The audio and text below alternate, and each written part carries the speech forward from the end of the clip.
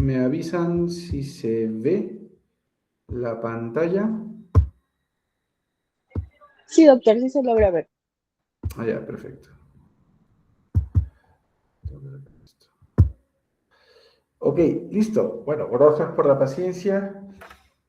Eh, Normalmente soy muy puntual, pero bueno, ya en estas circunstancias donde no tenía del todo programadas estas actividades, aunque las hago de todo corazón, puede haber algunos retrasos. No nos vamos a demorar más en ello.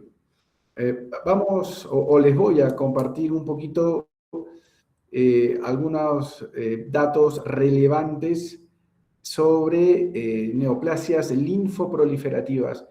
Y aunque es bastante, es imperativo hablar en ese tema sobre neoplasias linfoproliferativas, sobre linfoma y mieloma múltiple, porque no son las únicas, pero son las dos neoplasias, o sea, cánceres relacionados a proliferaciones anormales de células linfoides, de la estirpe linfoide. Acá dentro de las neoplasias linfoproliferativas podríamos hablar de leucemia linfoblástica aguda, podríamos hablar, bueno, de otras cosas mucho más raras, pero bueno, hoy día ha tocado linfomas y mielomas múltiples. Entonces vamos a hablar sobre eso. Un conflicto de intereses. Esta es una señora que vimos en el Seguro Social. He actualizado algunas de las diapositivas, no algunas, varias diapositivas para dar esta charlita y que sea lo más actual posible.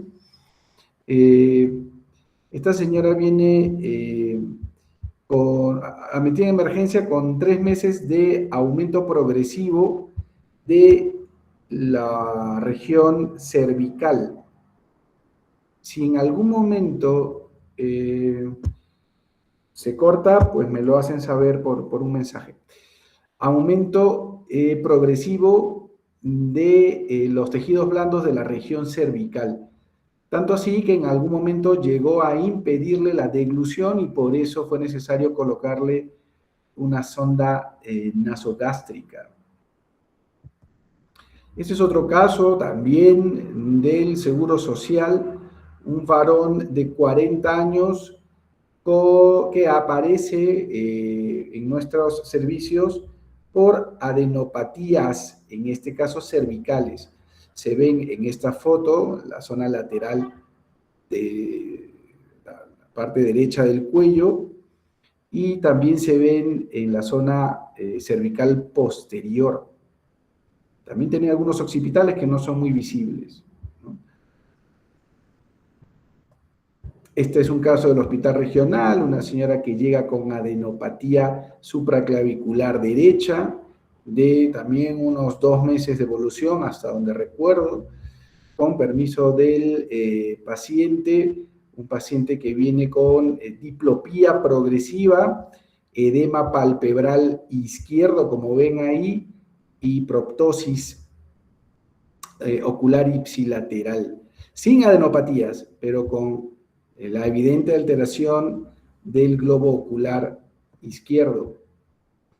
Esta es una dama con muchos meses de enfermedad, con lesiones tipo placas en algunas partes del cuerpo confluentes, eritematosas, que no respetaba ni palmas ni plantas, con lesiones bastante diseminadas y alteración del tejido blando peribucal, perioral, con estas lesiones en algunas partes tipo placas, en algunas partes eritematosas, incluso formando ciertos tumores.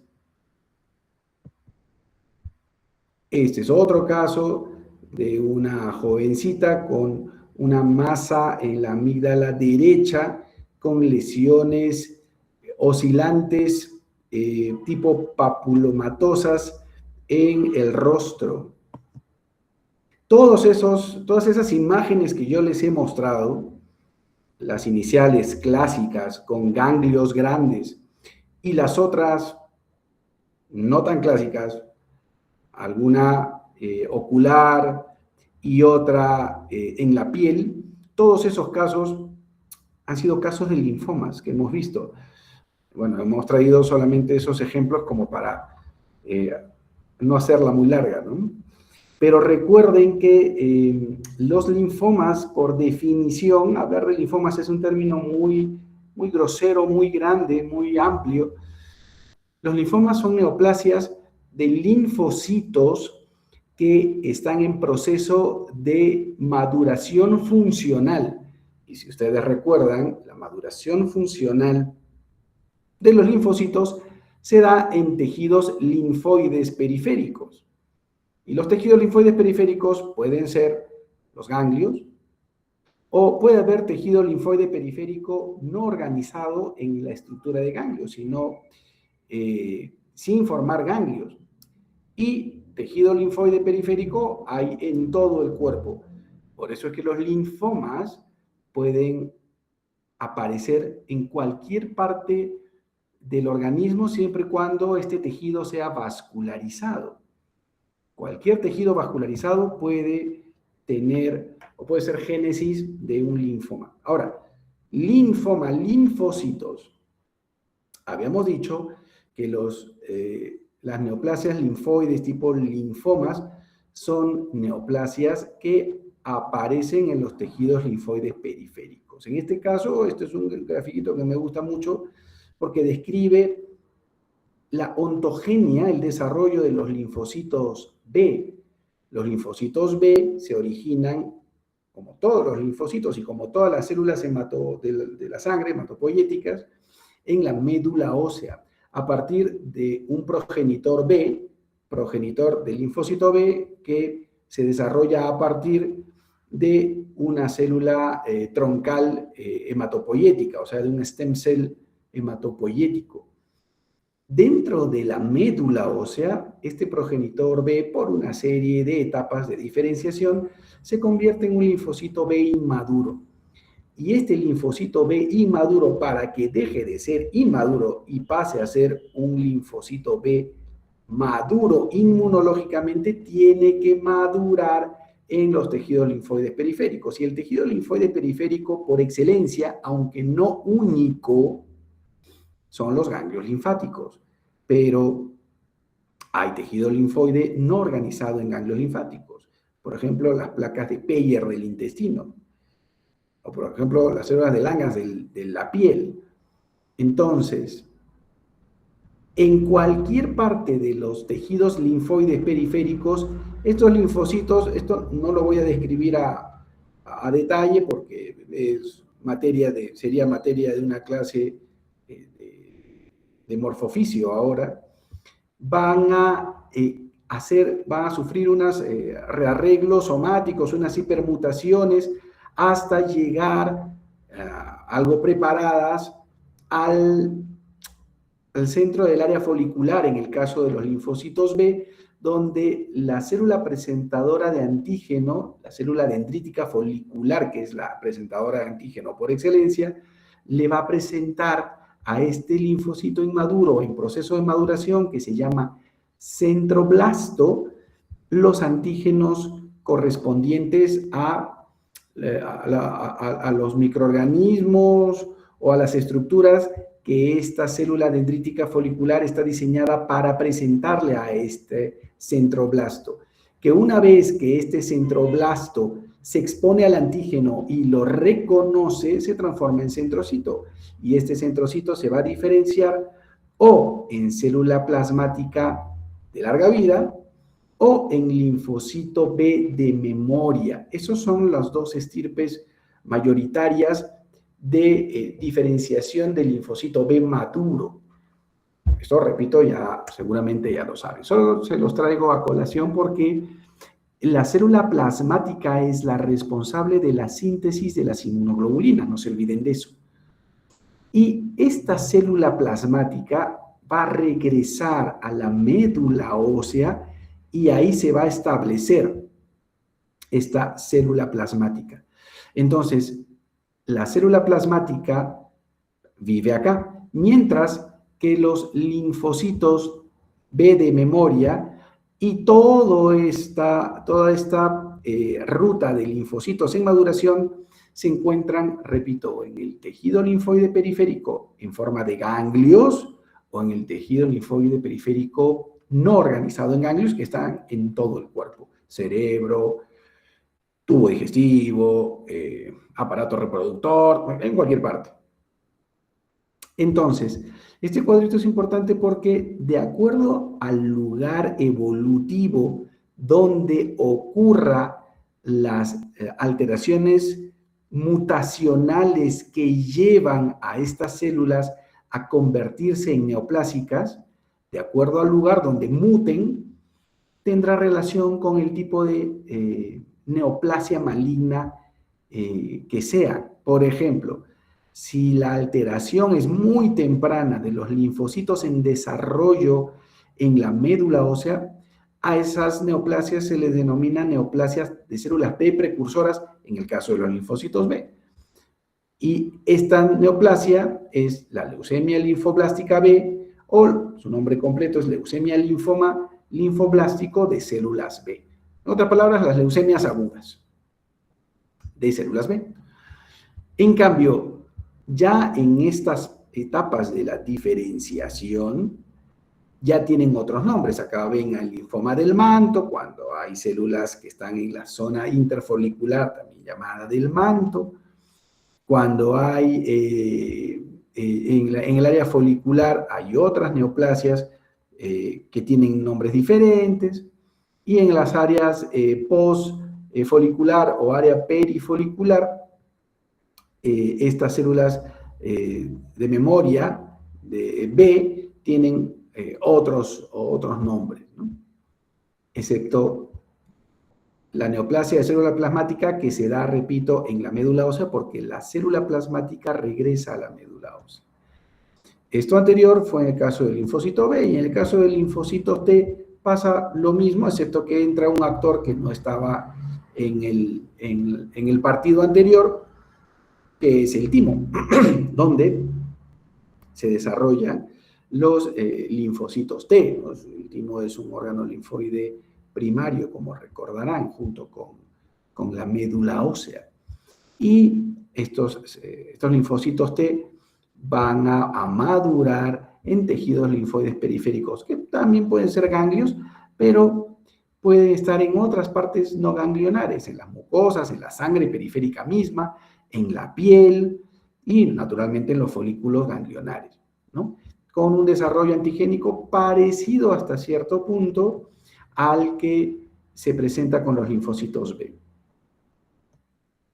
Entonces, para ordenarlos nuevamente, recuerden que por acá tenemos a la médula ósea, tenemos un progenitor linfoide común, este progenitor linfoide común se divide en los brazos B y T, para no complicarles la vida, y cuando las neoplasias linfoproliferativas en general ocurren, se generan, las mutaciones se dan en células inmaduras de la médula ósea, ahí llamaremos a estas neoplasias linfoproliferativas leucemias agudas. En este caso serán leucemias linfoblásticas agudas, que serán leucemias linfoblásticas B o T, según sea la célula que están proliferando.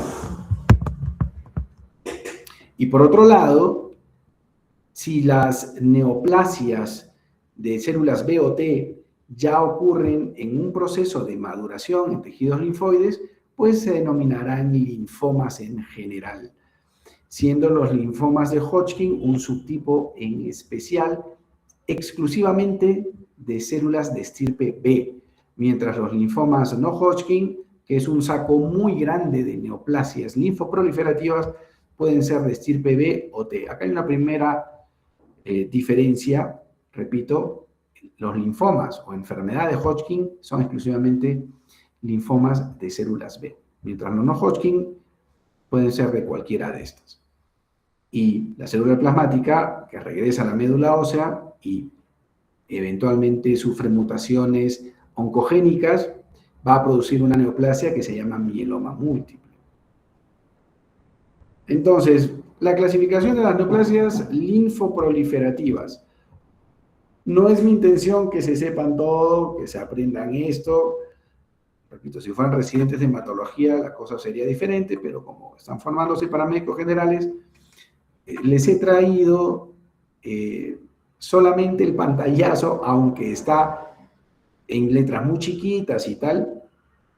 Mi única intención es mostrarle que hay muchísimas posibilidades de neoplasias linfoproliferativas, empezando por las neoplasias de células maduras B, por un lado, y por otro lado, por acá tienen que estar las neoplasias de células T o NK, incluyendo, por otro lado, a las neoplasias de células plasmáticas, incluyendo mieloma múltiple, por acá, enfermedad de Hodgkin, etcétera, etcétera.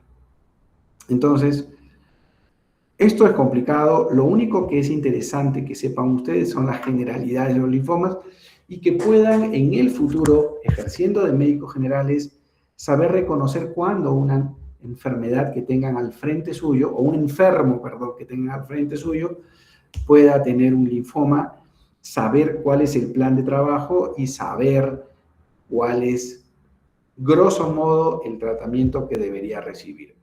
Más no es imperativo que sepan al menos, por ahora.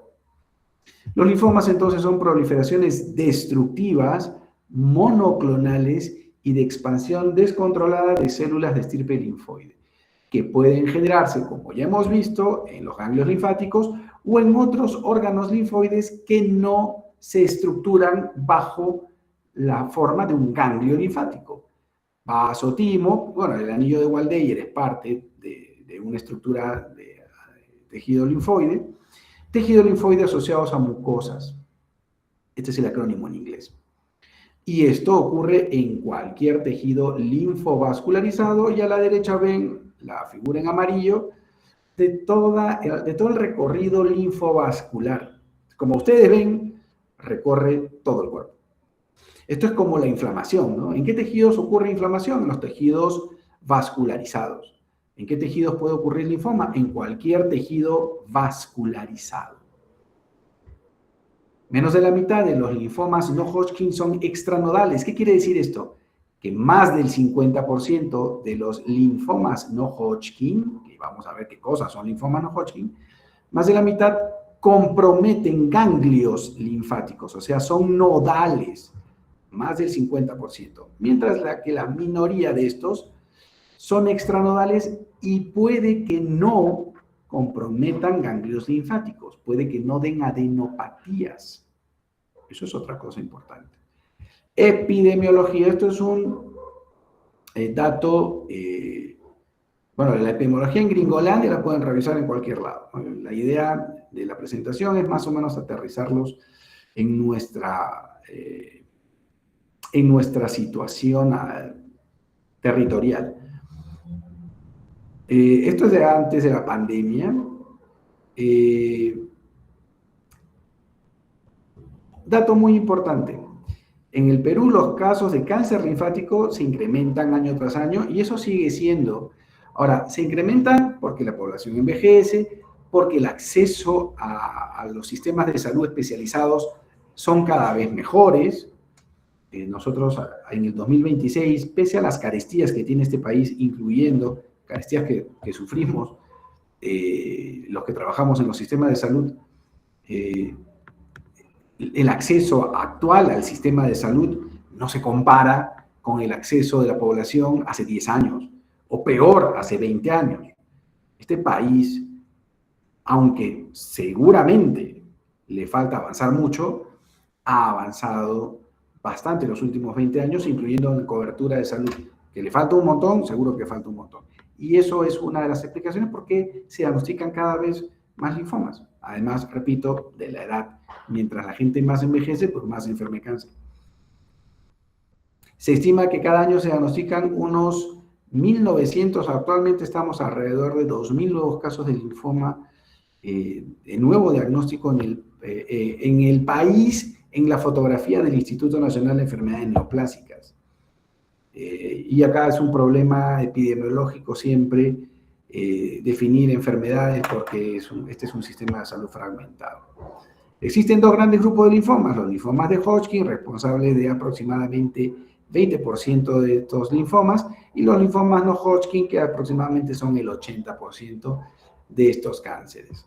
Dato de mi amiga y colega Karina Rojas, hematóloga en el INE.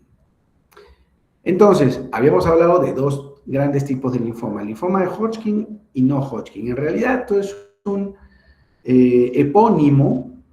Yo no soy muy amigo de los epónimos, pero en enfermedad de Hodgkin o linfoma de Hodgkin ha quedado el apellido de Sir Thomas Hodgkin.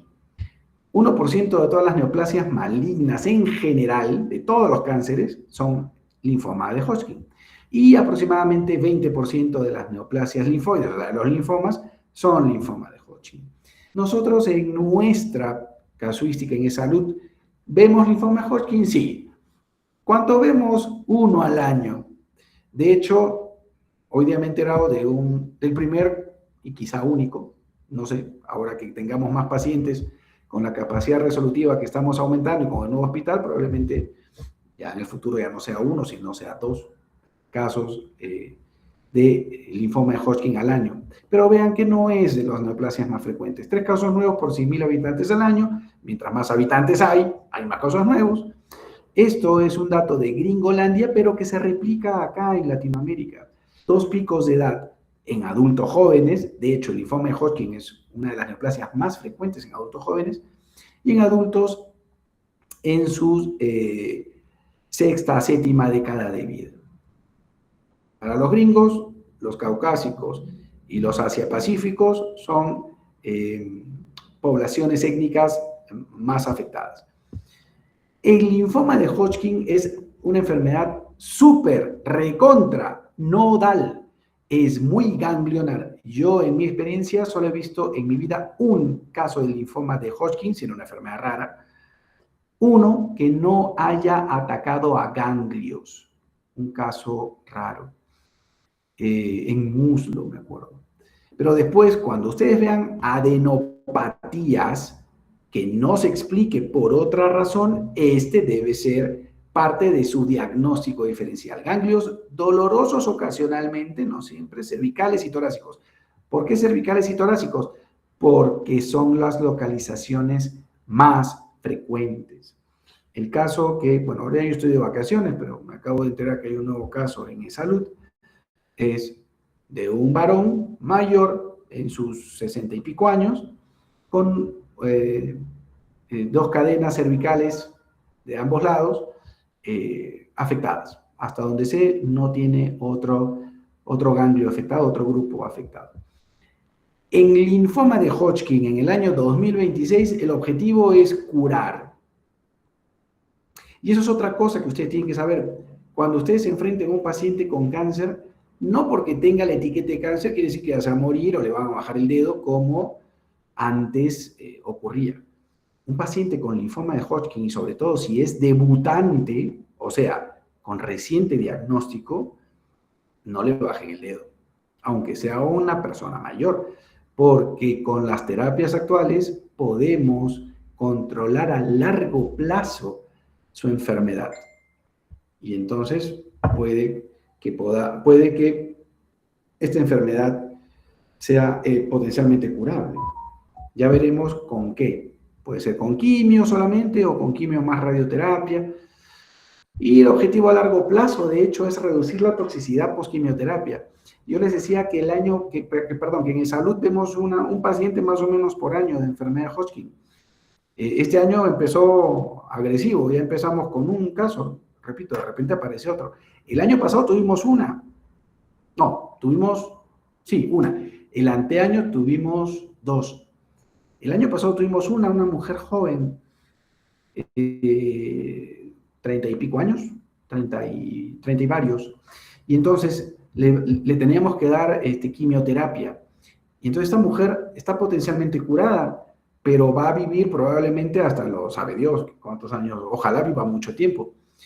pero lo que le hemos dado es posible que le haya dejado cierta toxicidad. Entonces, el objetivo a largo plazo de esta enfermedad es reducir esa toxicidad que podemos dejar con el tratamiento. Un grabado de Sir Thomas Hodgkin a la izquierda y a su derecha el reporte primero dado por este patólogo inglés, un médico patólogo, que describe la enfermedad, la fotografía y la describe muy bien. Vean el primer caso de enfermedad de Hodgkin,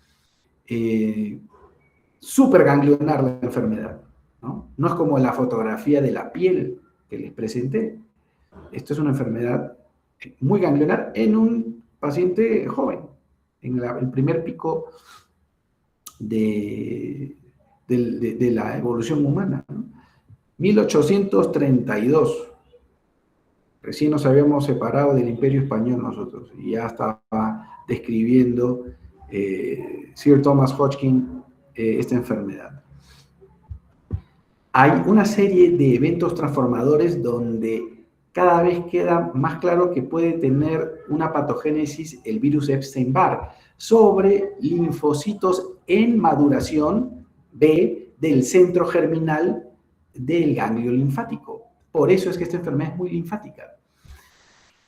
Estos eventos transformadores van a alterar varias vías de comunicación celular, incluyendo la vía del factor de necrosis kappa beta y del JAK-STAT, que van a volver a esta célula monstruosa. Y esta célula ya ustedes seguramente la conocen de patología y no vamos a hablar mucho de los subtipos y tal.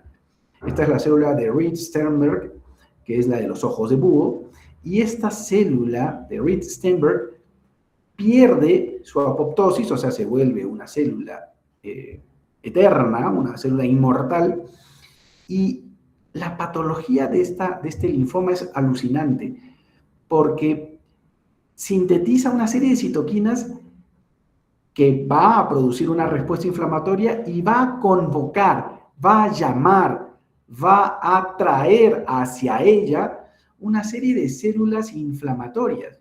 Uno diría, pero esta célula está loca, ¿cómo va a llamar a células del sistema inmune? Bueno, llama a células del sistema inmune, pero en realidad esta célula de Reed-Sternberg es inmune a las células del sistema inmune y las llama para mejorar su microambiente en el tema nutricional, en el tema de citoquinas. O sea, se sirve de estas sin que éstas puedan hacerle daño. Y eso es clásicamente, para recordarles nada más, esta es una célula de Reed-Sternberg clásica, rodeada de, acá hay eosinófilos, acá hay linfocitos, otro linfocito, una serie de linfocitos. Este es un segmentado, un neutrófilo, acá hay otro neutrófilo. Entonces, la patología de esta enfermedad es alucinante, repito, porque es un tumor que no está predominantemente formado por estas células. Estas células son escasas en el corte patológico, son escasas en el tumor. El tumor básicamente está formado por la reacción inflamatoria que esta maldita se genera para su beneficio y al final no le pasa nada. A diferencia de otras neoplasias, donde la patología, ustedes cortan un cáncer clásico de mama, pues ductal, por así decirlo, y van a encontrar que la patología está llena de esas células malignas. En el caso de la enfermedad de Hodgkin, no. No es la única, no es el único cáncer que tiene esta característica, pero es uno de los muy poquitos,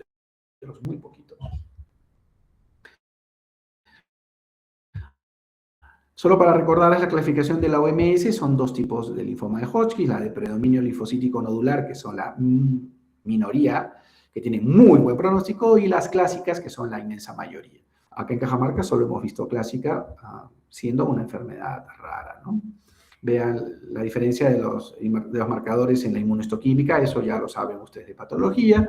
Esto sí tienen que saberlo. Si ustedes tienen un paciente con adenomegalias induradas, y sobre todo cervicales no necesariamente por una amigdalitis mal curada, ¿no? Es una frase eterna en el coloquialismo médico. Si son adenomegalias cervicales predominantemente y ya ustedes no encuentran la causa de esas adenopatías, esas adenomegalias persistentes, supongan o sospechen que podría tener un linfoma y dentro de esos linfomas una enfermedad de Hodgkin. Los síntomas B, recordarán ustedes, bueno, y si no lo recuerdan, se los recuerdo yo, síntomas B, pérdida ponderal más de 10% en los últimos 6 meses, fiebre sin causa infecciosa identificada y diaforesis nocturna. Ninguno de estos tres responsables o atribuibles a otra enfermedad. Los síntomas B, que son las 3 cosas que les he dicho, se presentan en estadios tempranos, o sea, en adenopatías solo localizadas infrecuentemente. Pero, por ejemplo, en este paciente que les estoy diciendo que hoy día justo me acabo de enterar que tiene un linfoma de Hodgkin porque acabo de ver su patología, es un paciente que solo tiene una adenopatía cervical, solamente tiene un grupo persistente y tiene síntomas B. Y esto hace que yo diga que es una enfermedad más agresiva de lo que parece. Puede haber prurito sin rash en 15% de los pacientes que van al dermatólogo y tienen prurito, ¿no? Que le pica todo el cuerpo y no saben por qué. Dolor ganglionar post ingesta de alcohol, el signo de Hoster. Esto no lo vemos muy frecuentemente, aunque acá la gente bebe alcohol, pero está descrito. Y que la enfermedad esta, Hodgkin, sea extranodal, o sea que ataque tejidos no ganglionares, es poco frecuente. Y su extensión es predecible. ¿Por qué? Porque se extiende por contigüidad, no es de extensión hematógena. Esto es algo también descrito, la fiebre en dromedario, la fiebre de Pell-Epstein, que ahora con el uso de analgésicos y de antipiréticos, mejor dicho, se ha alterado bastante. Frecuencia de áreas comprometidas en enfermedad de Hodgkin, cervicales, por lo general. Y puede haber sitios extranodales. Vean la médula ósea muy poco frecuentemente. Por ejemplo, este paciente que hoy día le hemos diagnosticado, hoy día han llegado los resultados, mejor dicho, no le vamos a hacer biopsia en médula porque es muy raro que estén comprometidas. ¿Cómo demostramos que esta es otra? Miren, esta es la patología que ve el patólogo, disculpen el asesinato del español. Este es un tumor donde las células neoplásicas se pueden contar. 1, 2, 3, 4, si me apuran por acá 5. Y no hay más células neoplásicas. El resto son células inflamatorias. La mayoría son linfocitos, neutrófilos. ¿Cómo llega el patólogo a ver esta arquitectura? Porque el cirujano le ha sacado idealmente todo el ganglio, pero si es un montonón de ganglios, puede sacar un pedazo, así como la torta al pastel, le sacan una cuña, igualito. No sirve la biopsia aspiración con aguja fina en estos casos, no sirve. Para linfomas es necesario, para que el patólogo nos diga la arquitectura, sacar un pedazo. Cuando llegamos a la conclusión de que este paciente necesita una biopsia, si tiene síntomas constitucionales, o sea, malestar general, que no se explica por otros motivos, síntomas B, perdón, y hay que tener en cuenta ciertas cosas, digamos, o ciertas variables para tener precaución. Comorbilidad, estos pacientes, el segundo pico es ya en gente mayor, puede ser hipertenso, diabético, trastornos de la coagulación. Si es joven hay que tener en consideración temas reproductivos, porque vamos a dar quimioterapia. Y si es que es un paciente que en el examen vemos adenopatías de hepatosplenomegalia y que estas adenopatías no tienen explicación por otra enfermedad y que tienen más de 3 semanas de evolución, pues es ya necesario hacer una biopsia. Exámenes adicionales, hemograma. La mayoría de pacientes con enfermedad de Hodgkin van a tener un hemograma normal, porque la enfermedad está en el ganglio, no está en la médula ósea. Es común encontrar pacientes que tengan velocidad de eritrosedimentación elevada. Hay que ver cómo está su función renal y hepática para ver si nos van a tolerar los tratamientos. Este es un marcador tumoral indirecto de los linfomas, la deshidrogenasa láctica. Si es mujer, hay que asegurarnos que no esté gestando. Y esto es muy importante, en todo paciente con neoplasias hematológicas y particularmente con linfomas, ver si no tiene VIH. Este es un mediastino normal, este es un mediastino ensanchado. Una de las causas de mediastino ensanchado son los linfomas. Acá en la tomografía vemos toda una proliferación ganglionar a nivel cercano al ilio, imágenes esplénicas. La biopsia en médula se hará solo si tenemos una alta sospecha de que ese paciente con enfermedad de Hodgkin tenga compromiso de la médula, lo cual es muy raro. ¿Y cuándo sospecharemos que tenga compromiso de la médula? Cuando tenga citopenias o alguna citopenia. Anemia, leucopenia, trombocitopenia. Y siempre test de función cardíaca antes de definir tratamiento. Factores pronóstico, sobre todo en los estadios tempranos. Ya vamos a ver cuáles son los estadios tempranos. Si la velocidad de eritrosedimentación está por encima de 50, es un factor adverso. Si el paciente tiene más de 50 años, es un factor adverso. Presencia de síntomas B es otro factor adverso. Más de 3 sitios de compromiso ganglionar, una enfermedad más extensa. O más de un órgano extraganglionar comprometido. O si tiene una masa bulky en mediastino o en otra parte del cuerpo. ¿Y qué es una masa bulky? Una masa que tenga más de 10 centímetros de diámetro mayor, idealmente en tomografía, aunque puede aplicar para otros métodos diagnósticos. El tratamiento es por estadio. Si es un estadio limitado, se puede dar tratamiento solo con radioterapia o con ciclos cortos de quimioterapia seguidos de radioterapia. Y en cambio, en el estadio avanzado, Ann Arbor 3 o 4, a diferencia del estadio inicial o limitado, Ann Arbor 1 o 2, acá sí es necesario dar tratamiento. La sobrevida a 5 años para el estadio limitado de 80-90% y para el estadio avanzado de 70-80%. Miren la sobrevida global a 5 años, incluso para estadios avanzados. Es bastante alto para hacer un cáncer. Lo de los estadios Ann Arbor lo vamos a comentar cuando hablemos del siguiente linfoma, pero estadio Ann Arbor 1-2, enfermedad temprana, 3-4, enfermedad avanzada. ¿Qué es estadio Ann Arbor? Lo vamos a ver cuando hablemos de linfomas no Hodgkin. El manejo de la enfermedad de Hodgkin, ya hemos dicho, el objetivo es curar. El tratamiento para estadios tempranos, por lo general, se usa solo 2 ciclos de esta poliquimioterapia que se llama ABVD. Interesante que sepan que el ABVD es el tratamiento estándar, no el único, pero estándar a nivel mundial para enfermedad de Hodgkin. ¿Y qué es ABVD? Doxorubicina, blomicina, vinblastina y dacarbazina. Ahora, tú dirías A de doxorubicina, pero si el doxorubicina es con D, el otro nombre de la doxorubicina es adriamicina.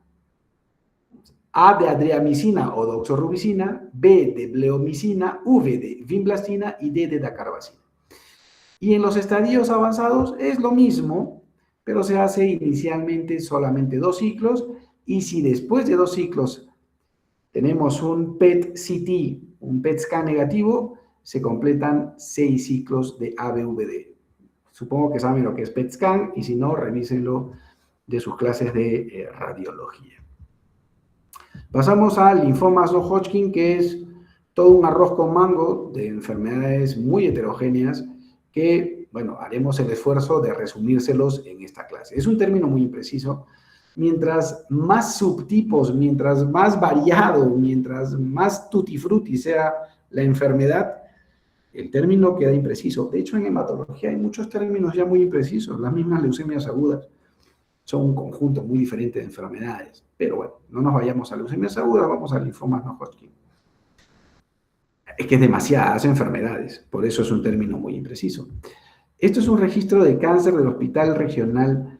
Yo me había prometido en algún momento presentar a los alumnos ya del Hospital de Salud, pero la data del Hospital de Salud ya la vamos a tener. De hecho, hubo una tesista que lo hizo, que no es de esta universidad, dicho sea de paso.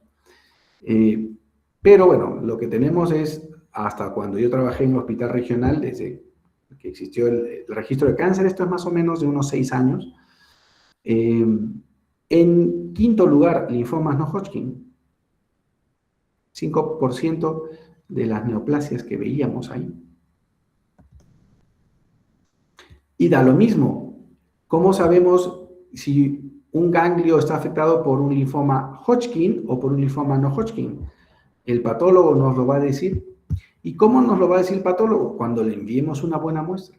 ¿Y qué es una buena muestra? ¿Todo un ganglio o un pedazo de él? Entonces, según la arquitectura de la patología que vea el patólogo, se inclinará a buscar qué tipo de linfoma no Hodgkin es. Por ejemplo, acá ven folículos, ¿no? Acá ven un folículo, acá ven otro folículo grandote, acá hay un foliculón, acá hay un foliculacho, foliculito, foliculitititito, foliculón. Por ejemplo, si yo veo esto, sin necesidad de mucha ciencia, yo podría decir esto puede ser un linfoma folicular. Pero para eso el patólogo necesita tener un pedazo del ganglio, no necesita una aspiración con aguja fina que le va a dar células sueltas, no le va a dar arquitectura. Entonces, necesitamos una biopsia decisional de ganglio linfático o del tejido que nosotros sospechemos que está afectado por el linfoma o por un posible linfoma. Hay muchos linfomas que sí suelen meterse más frecuentemente a la médula ósea que la enfermedad de Hodgkin, así que en la mayoría de linfomas no Hodgkin vamos a necesitar un estudio de médula ósea para ver que no se haya metido, y algunos de esos linfomas no Hodgkin también salen a pasear a la sangre periférica. Necesitaríamos en algunos un estudio de frotis de sangre periférica. Hay que determinar el inmunofenotipo de estas células neoplásicas por inmunohistoquímica en el caso de tumores sólidos, y hay que hacer, para completar el estudio, estudios genéticos, que, bueno, cariotipo acá en Salud Cajamarca no tenemos, pero los mandamos a Chiclayo, y genética molecular pues no hay ni en Chiclayo, y de este tipo ni siquiera en Lima. En Salud, en la particular sí hay y son costosos. A diferencia de la enfermedad de Hodgkin, en los linfomas de Hodgkin, que son un montón, hay muchos de ellos, por ejemplo, la leucemia linfática crónica, que se asocian a ciertas anomalías recurrentes. Por ejemplo, la translocación 14-19 se asocia a la leucemia linfática crónica, que es un tipo de linfoma, no Hodgkin. El linfoma folicular se asocia a la translocación 14-18. El linfoma del manto a la translocación 11-14. El linfoma de Burkitt a alteración que incluye al cromosoma 8, 8-14, 2-8, 8-22. Y tienen oncogenes relacionados, igual con otros linfomas. La clasificación clínica de los linfomas puede ser linfomas B o linfoma T. ¿Quién nos va a decir si un linfoma es B o T? El patólogo, con su inmunohistoquímica. Y clínicamente se clasifican en linfomas indolentes, agresivos o muy agresivos. Algunos lo clasifican entre indolentes y agresivos, y en los agresivos entran también los altamente agresivos. ¿Qué es un linfoma indolente? Un linfoma que no molesta y que uno se entera porque puede tener un crecimiento de un ganglito por ahí que va, viene, aparece por ahí nuevamente, después se quita y que no causa ninguna molestia. A diferencia de los linfomas agresivos, que sí causan clínica florida y que por su naturaleza son agresivos y pueden matar a la persona en semanas si es que no recibe tratamiento o en pocos meses. En cambio, los linfomas indolentes son linfomas que a veces incluso ni damos tratamiento porque son algo que llamamos incidentalomas, algo que hemos descubierto incidentalmente, o sea, de champa, de chiripa. Y al paciente no le genera ninguna molestia. Y a veces estos son viejitos. Entonces, no todo linfoma indolente se trata, pero todo linfoma agresivo sí deberíamos pensar en tratarlo. Y de los linfomas de células B, que son la inmensa mayoría de linfomas no Hodgkin, hay varios subtipos. Los que me interesa que sepan, estos dos primeros. Los linfomas de células B, de los varios tipos que hay, los dos más frecuentes son los linfomas difusos de células B grandes y los linfomas foliculares. Cabe mencionar que los linfomas difusos de células B grandes son los linfomas B agresivos más frecuentes, mientras los linfomas foliculares son los linfomas B indolentes más frecuentes. De estos vemos un montón en salud.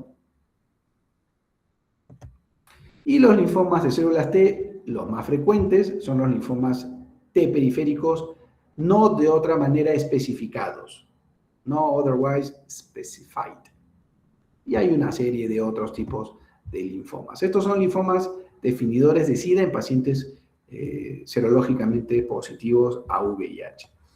La evaluación inicial, además del hemograma, de función renal hepática, del DHL, esto parecido al linfoma Hodgkin, ácido úrico, en algunos tipos de linfoma no Hodgkin nos ayuda mucho la beta-2 microglobulina, y esto es muy importante. En pacientes que tengan una masa en mediastino, la pregunta es, ¿toda masa en mediastino que es neoplásica es linfoma? No. No toda masa en mediastino es linfoma, puede ser otro tumor, un tumor de los oncólogos. Puede ser una metástasis de colon, puede ser un tumor de células germinales que se ha metido en mediastino y por eso es importante hacer alfa-fetoproteína y beta-HCG para diferenciarla de tumores, sobre todo de células germinales. Esto es, a nivel neoplásico, la principal diferencial de los linfomas en mediastino. Este es el estadiaje de Ann Arbor que yo les comentaba. Hay 4 estadios. Hay varios estadios que se han desprendido del Ann Arbor, pero vamos a hablar de Ann Arbor. Por ejemplo, el estadio 1, un solo ganglio o un grupo ganglionar del mismo lado del diafragma, bueno, de un lado del diafragma nada más, porque es un grupo ganglionar nada más. El estadio 1 es un grupo ganglionar o un ganglio, punto final. Estadio 2 son más de uno, o sea, 2 o más grupos ganglionares, pero del mismo lado del diafragma. En este caso, del diafragma para arriba.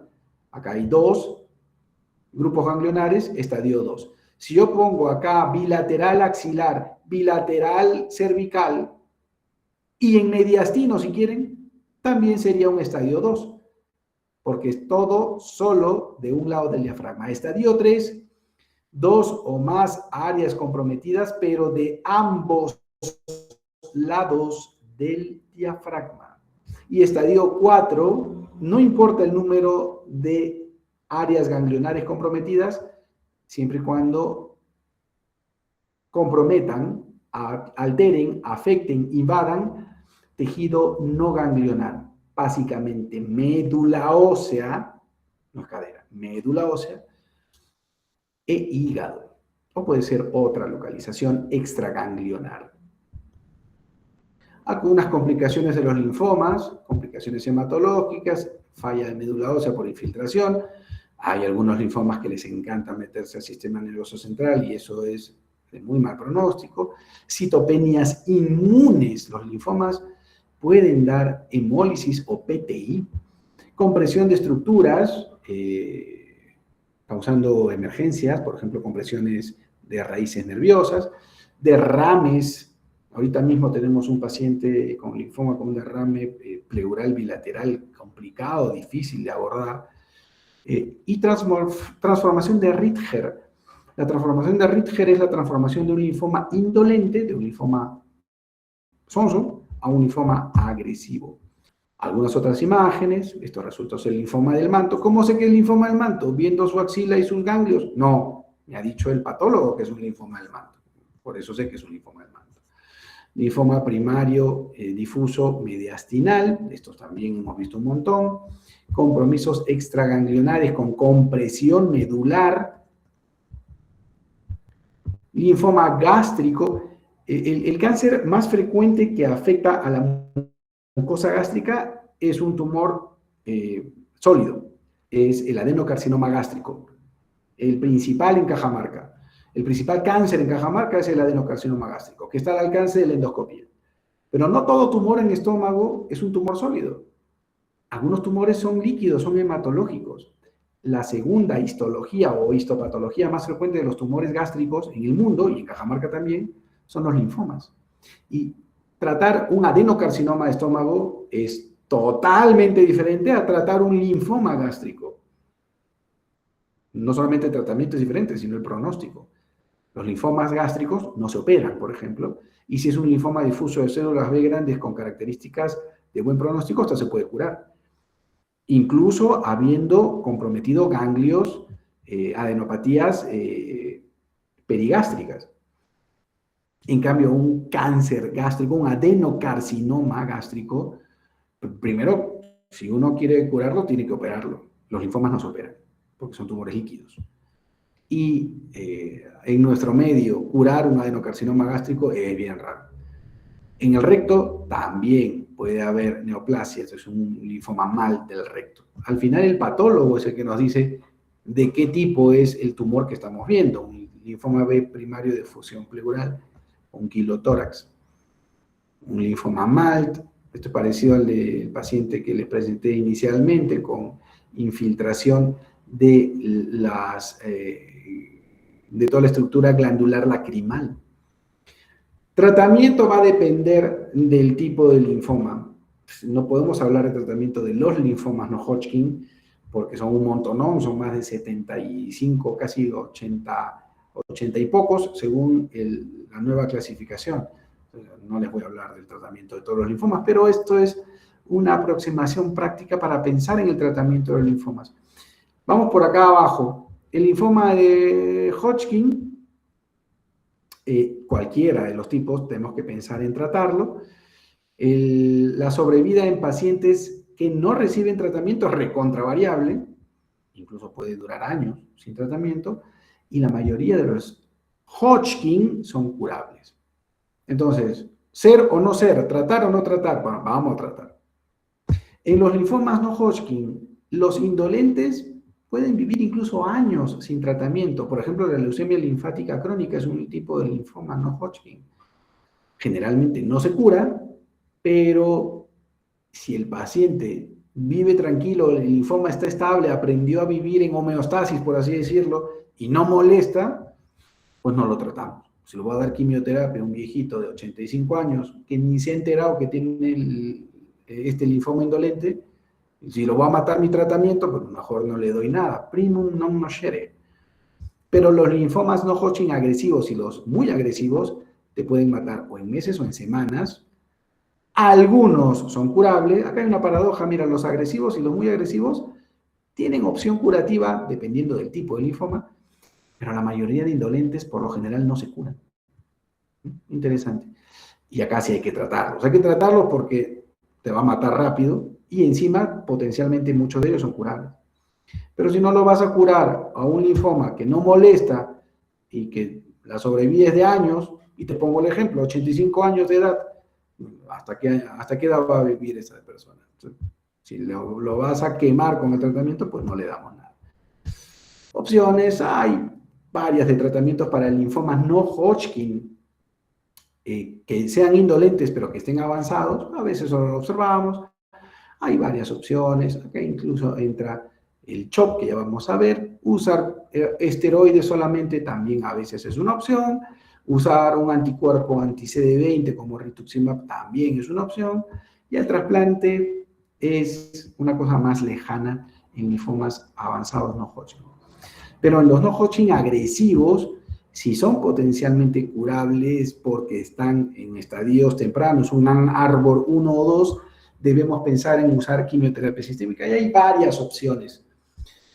La más común, la más conocida para la mayoría de ellos, y algo que sí tienen que conocer como el ABVD, es el CHOP, con o sin rituximab. La R es de rituximab.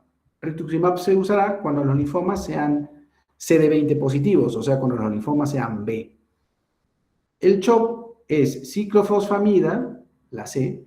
La H es de hidroxodoxorubicina. Acuérdense que esta doxorubicina también se llama adriamicina. La O de oncoborina, el nombre original de la vincristina. Y P de prednisona. Esto sí, CHOP y ABVD, por una cultura general de medicina, deben saber qué cosa es. Ya después las dosis y esas cosas no es necesario. Y actualmente en linfoma difuso de célula B refractario o en recaída, hay muchas opciones terapéuticas de avanzada. Lamentablemente en nuestro medio no los tenemos, como CAR T-cell o células T de receptor antigénico quimérico. Hasta acá nos falta mieloma múltiple. Delegada, yo calculo que en unos 20 minutos hacemos esto. Yo calculo, sí, 20 minutos. Seguimos, ¿no? Estoy haciendo mi prueba de audio. La delegada no está.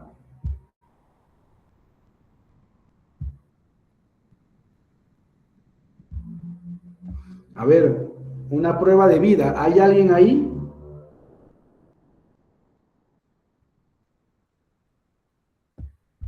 ¿O estoy hablando solo?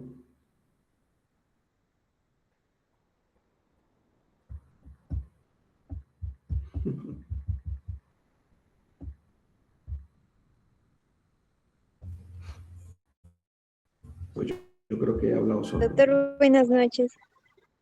Hola. A ver, ¿alguien escuchó algo de lo que dije en esta hora o no? Sí, doctor. Ah, ya. Ok. Se han demorado un minuto en responderme. Bueno. Pese a mi garganta y confiando en que siguen ahí, vamos a hablar de mieloma múltiple, que es otro de los linfoproliferativos.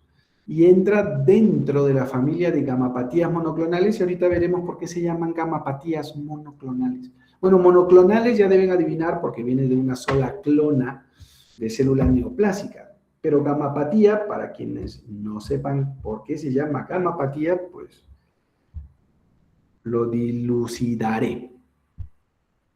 Esto ya lo hemos mencionado. Médula ósea, las células B inmaduras, van a los tejidos linfoides periféricos y cuando ya se transforma en célula plasmática, regresa a la médula ósea.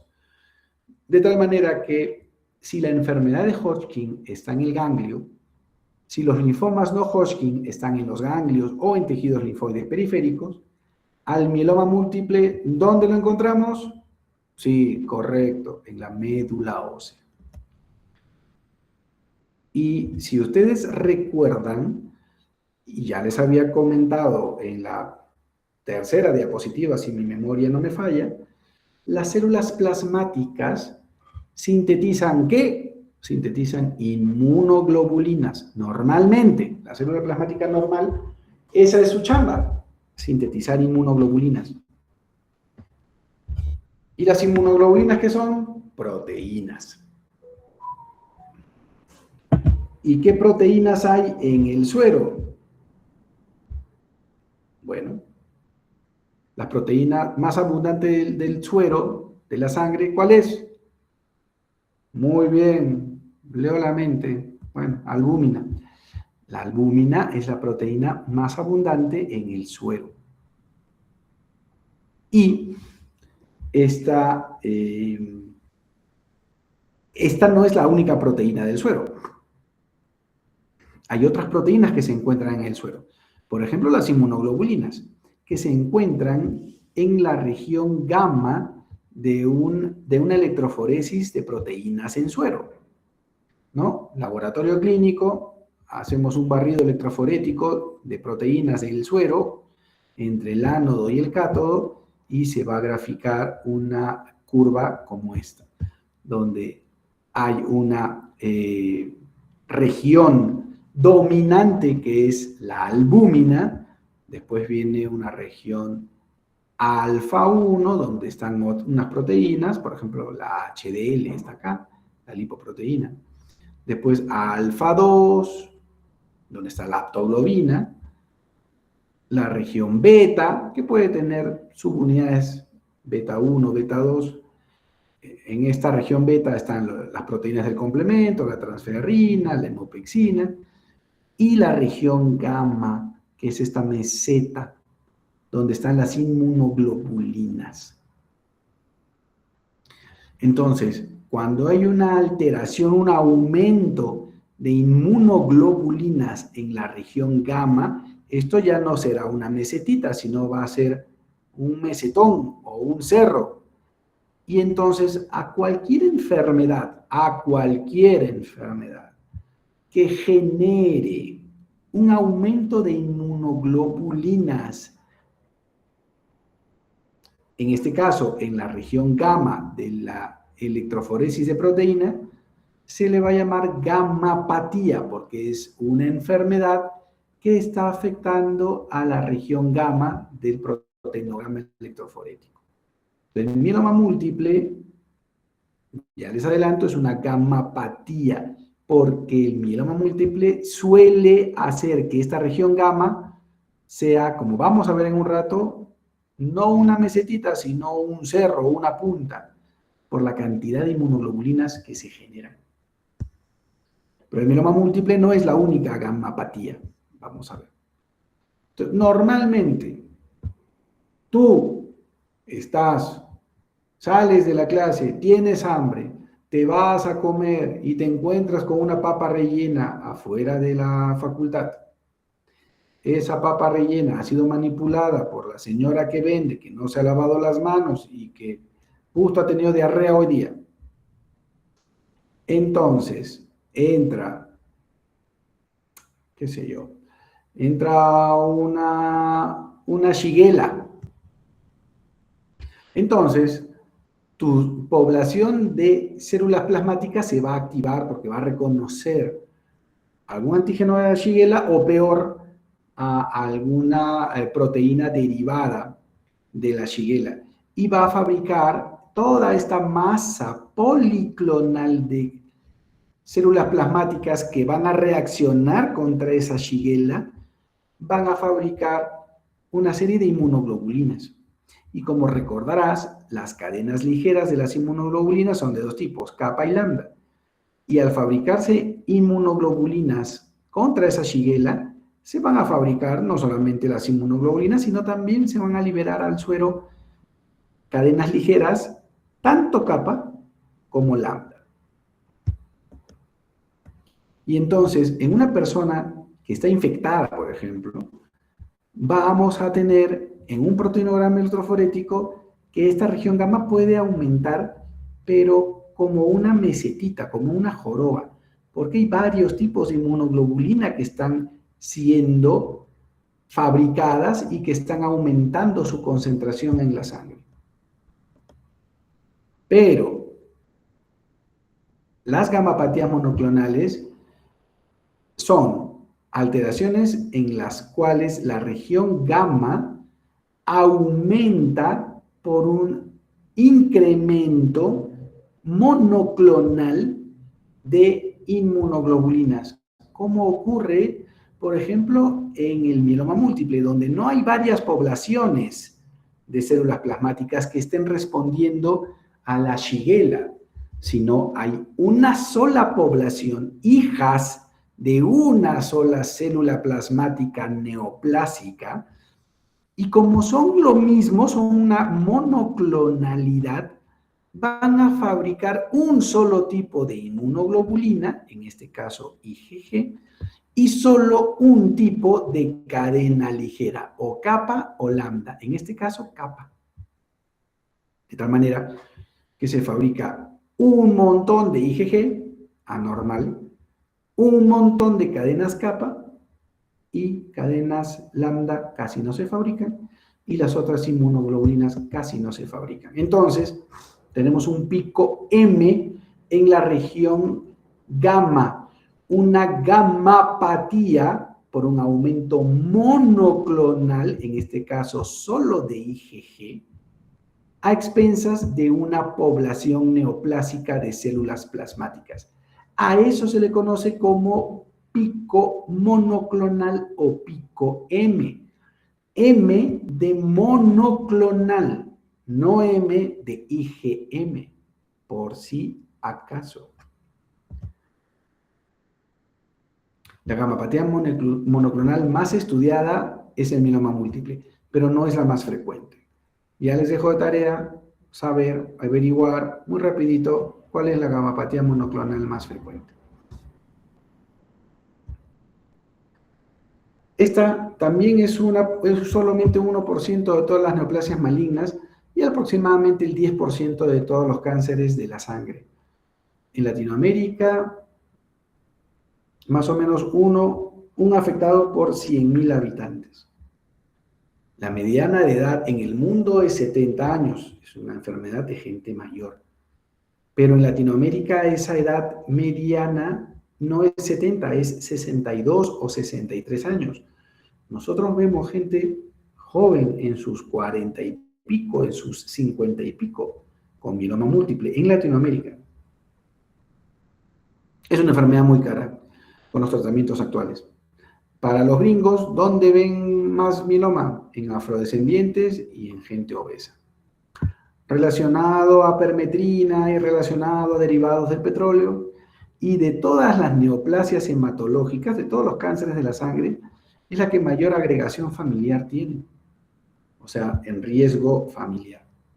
Entonces, la célula plasmática anormal va a sintetizar inmunoglobulinas monoclonales, solo un tipo, o IgG o IgA. ¿Por qué dice IgG-IgA? Porque son las más frecuentes. Pero en mieloma múltiple, o solo se fabrica IgG, o solo se fabrica IgA, o solo se fabrican cadenas ligeras. Entonces, este aumento de inmunoglobulinas va a dar un pico monoclonal detectable en la electroforesis de proteínas que hagamos. Que podemos hacer electroforesis de proteínas en suero o en orina. Este aumento de inmunoglobulinas no nos protege, son no funcionales y nos puede causar, y de hecho suele ocurrir, que el mieloma múltiple se asocie a aumento de riesgo de infecciones oportunistas. ¿Ok? Por otro lado, esta célula plasmática neoplásica sintetiza una serie de citoquinas, incluyendo factor activador de osteoclastos.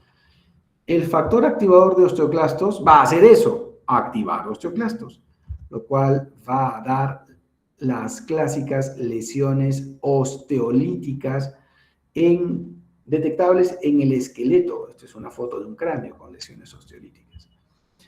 Este factor activador de osteoclastos que genera estas lesiones osteolíticas va a dar hipercalcemia, que junto con la abundancia de estas proteínas anormales, las proteínas de Vance-Jones, que son proteínas, estas mismas proteínas que se filtran en los túbulos renales, junto a la hiperuricemia por la carga tumoral y eventualmente la producción de amiloide, una proteína normal, todo esto va a dar potencialmente insuficiencia renal, que es otra característica del mieloma múltiple. Y la predominancia de estas células plasmáticas va a dar anemia, que es otra característica de mieloma múltiple. Historia y examen físico. ¿En quiénes deben sospechar ustedes de mieloma múltiple? En una persona mayor, en primer lugar. En segundo lugar, en una persona que no, o que tenga anemia, pero que no tenga esa anemia una explicación por pérdidas. Una persona que esté haciendo azoemia o falla renal sin otra explicación. Dolor óseo generalizado. Esas cosas deben incluir en sus diferenciales a mieloma múltiple. Mieloma múltiple es una neoplasia linfoproliferativa porque es el plasmocito, la célula plasmática es un linfocito B, bien entrenado, bien diferenciado. Pero, por ejemplo, el mieloma múltiple no da adenopatías. El mieloma múltiple no da adenomegalias porque esa enfermedad no está en los ganglios, está en la médula ósea. Hay que hacer un hemograma completo y en el hemograma completo lo que solemos ver es anemia. ¿Puede haber otras citopenias? Sí, pero no es lo más frecuente. Bioquímica, básicamente renal. Vamos a tener pacientes con azoemia, azoados elevados, urea, creatinina, ácido úrico. Estos marcadores indirectos también se elevan. De hecho, son marcadores pronósticos, la deshidrogenasa láctica y la beta-2 microglobulina. Y hay que hacer una electroforesis de proteínas en suero y en orina para detectar ese pico monoclonal y hay que dosar las inmunoglobulinas y también es importante dosar las cadenas ligeras libres, tanto kappa como lambda, para ver si el mieloma, es kappa o es lambda. Y hay que hacer un survey óseo. ¿Qué es un survey óseo? Es un anglicismo, survey, pero se ha adaptado al español médico hematológico. Bueno, médico en general. Survey es son radiografías o una imagen radiográfica de los huesos del cuerpo. Hay que hacer estudios de médula ósea mediante aspirado y muchas veces, idealmente, biopsia de médula ósea y estudios genéticos para ver anomalías genéticas que están relacionadas al mieloma. La enfermedad ósea es la principal causa de morbimortalidad en mieloma múltiple, con lesiones osteolíticas por todos lados que pueden ocasionar fracturas patológicas que pueden empeorar el pronóstico. En más de la mitad de los pacientes, al debut, al diagnóstico, se encuentran lesiones óseas. Y en la mayoría de pacientes, en algún momento de toda la historia de su enfermedad, van a tener lesiones óseas. Este 80% probablemente se quede corto. Y esa enfermedad ósea se puede evidenciar en fracturas patológicas, dolor óseo, compresión medular, hipercalcemia. Y estos son los sitios más frecuentes: cráneo, costillas, esternón y vértebras. Y cuando hay alteraciones en las vértebras, puede ser una catástrofe neurológica. Lesiones osteolíticas en fémures, en una radiografía simple. Esta es una tomografía con reconstrucción. Un paciente de 45 años, joven, con los ilíacos destruidos por mieloma múltiple. Este paciente lo diagnostiqué en el hospital regional hace mucho tiempo, cuando trabajaba ahí, y logró recibir tratamiento inicial y después se fue a que le hagan un trasplante. Ya vamos a ver el rol de trasplante en mieloma. Y hace 2 o 3 años lo vi nuevamente, me dio mucho gusto. Lesiones osteolíticas en sacabocado, como si alguien le hubiera mordido o apolillado los huesos. Más evidente, lesiones osteolíticas por todos lados, ¿no? Osteólisis o lesiones osteolíticas, pérdida de material óseo. Esta es una tomografía, vamos a ver si la podemos reproducir. A ver.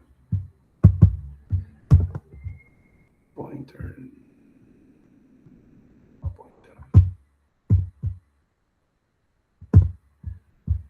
acá está.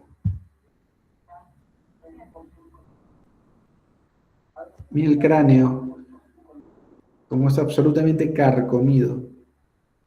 Esta es una señora que debutó muy mal, una señora mayor que no sobrevivió ni siquiera al tratamiento inicial.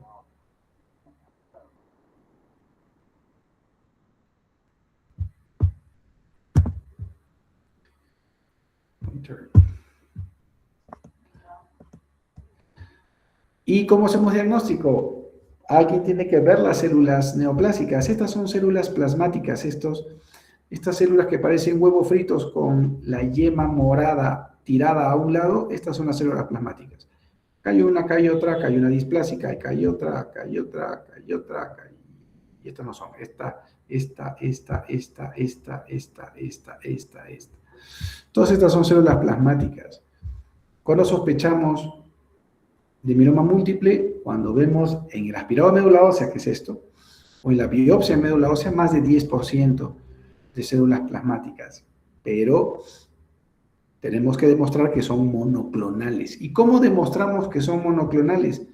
Con un proteinograma electroforético, en suero o en orina, donde se vea el pico monoclonal de una inmunoglobulina que esté causando esta gamapatía monoclonal. Eso ya lo vimos. Criterios de la International Myeloma Working Group, o sea, del Grupo Internacional de Trabajo del Mieloma para diagnóstico de mieloma. Células plasmáticas en médula ósea, más de 10%, o un tumor fuera de la médula que esté formado por células plasmáticas.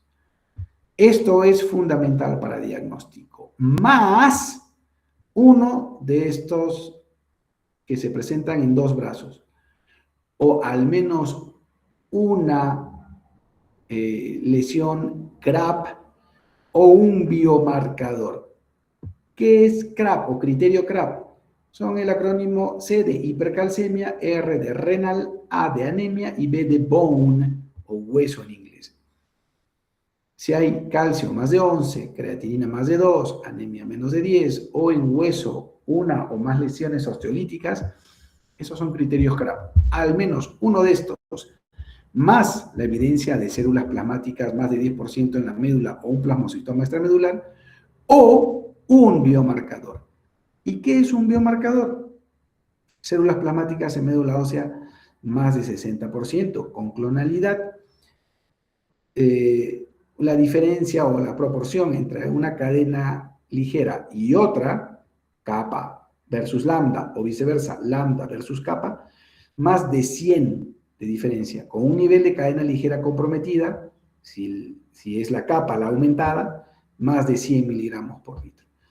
Y una o más lesión focal ósea en resonancia magnética. Estos son biomarcadores. Esto es más nuevo que CRAP. Los criterios CRAP existían cuando yo estudiaba la carrera para médico general. Los biomarcadores han aparecido después. Esta es la frecuencia de presentación.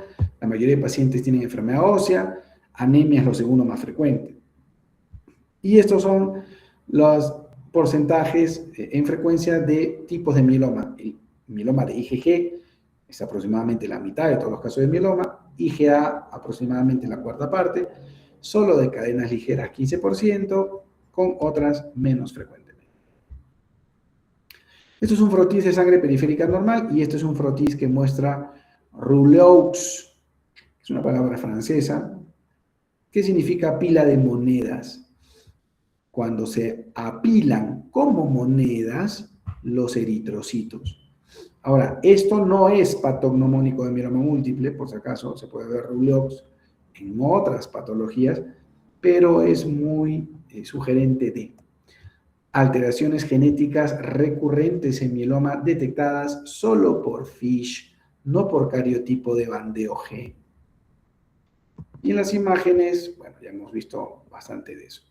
Plasmocitomas extramedulares. Una foto, cuando yo era R3, empezaba a hacer consulta y me llegó este paciente con un tumor en la espalda, que lo biopsiaron y resultó ser un tumor de células plasmáticas. Esto es más reciente, en eSalud, un paciente con un plasmocitoma en el esternón. Esta es la historia natural del mieloma múltiple. aparece el mieloma múltiple, le damos tratamiento, bajamos la carga tumoral, tenemos un tiempo en remisión hasta que vuelve a aparecer el mieloma múltiple, volvemos a tratar y volvemos a bajar la carga tumoral, pero nunca llega a desaparecer la carga tumoral, nunca llega a esta línea que yo estoy prolongando acá, hasta que en algún momento pues ya el paciente es refractario y ya no puede responder a ningún tratamiento. Estos son los criterios de Dury-Salmon, que son un poco complejos y complicados. Prefiero que lo conozcan nada más y que tengan una correlación, que sepan la correlación entre el estadio y la sobrevida global, aunque esto ha perdido mucho de verdad con los actuales tratamientos. Esta clasificación de Dury-Salmon es de hace más de 20 años, cuando no había tratamientos actuales. Bueno, me quedé corto, del año 75 es Dury-Salmon, más viejo que yo. Estos nuevos scores, el International Score System, es mucho más sencillo, estadio 1, 2, 3. Estadio 3, si la beta 2 microglobulina es más de 5.5, se acabó. Estadio 1, si la beta 2 es menos de 3.5 y la albúmina es mayor a 3.5. Y estadio 2, ni 1 ni 3. Estos son las alteraciones genéticas relacionadas al riesgo. Acá las tienen de alto riesgo, de riesgo intermedio y de riesgo estándar. Anomalías solamente detectables por FISH. Vean la sobrevida media. La terapia, y con esto vamos terminando, el objetivo es mejorar los síntomas del paciente y disminuir las complicaciones relacionadas como infecciones o problemas óseos. Disminuir el riesgo de que se muera rápido, obtener la máxima reducción de la carga tumoral, mejorar su calidad de vida, dándole poca toxicidad, y mantener la posibilidad de colectar sus células madre si es que acaso es elegible para trasplante. Y en el tratamiento de mieloma múltiple, esa es la pregunta que tenemos que hacernos. ¿El paciente es elegible o no para ir a trasplante? Y claro, mientras más viejito, menos probable que vaya a trasplante. Mientras más comorbilidades, menos probable que vaya a trasplante. Y siendo realista, si tiene un seguro particular oncológico o si tiene de salud, es más probable que vaya a trasplante. Si tiene CIS o realmente otro tipo de seguro, es menos probable por un tema ya logístico y de acceso a los tratamientos de este tipo. El tema del Ministerio de Salud, que cubre este Seguro Integral de Salud, el único que hace trasplantes y los hace bien lejitos uno de otro es el INEM.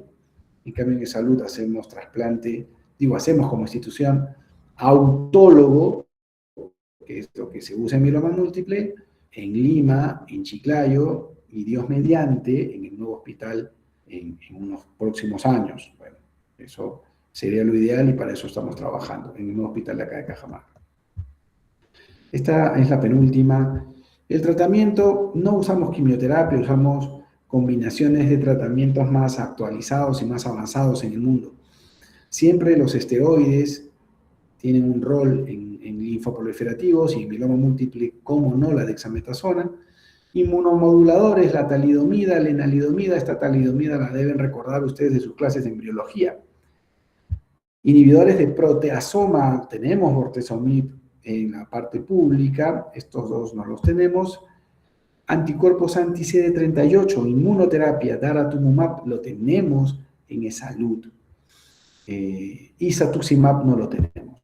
Y actualmente con inmunoterapias más avanzadas, lo tenemos en el país, en la parte privada, no en eSalud aún, mucho menos en el CIS, y terapia con células CAR-T, que no las tenemos ni en la privada en el país porque, como ya sabrán, implican mucha tecnología. Bueno, esto, así empezamos, así estamos, queremos desarrollar más, y este es el equipo de hematología, parte del equipo de hematología, no es todo el equipo de hematología, es parte de la parte, perdón, es una fracción del equipo de hematología. Por ahí algún infiltrado, pero todos son bienvenidos. Ahí están mis datos, si es que en algún momento necesitan algún apoyo como colegas. Supongo que no hay ninguna pregunta.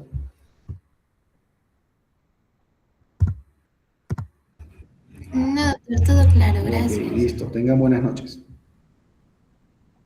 Gracias, doctor, buenas Ok. noches.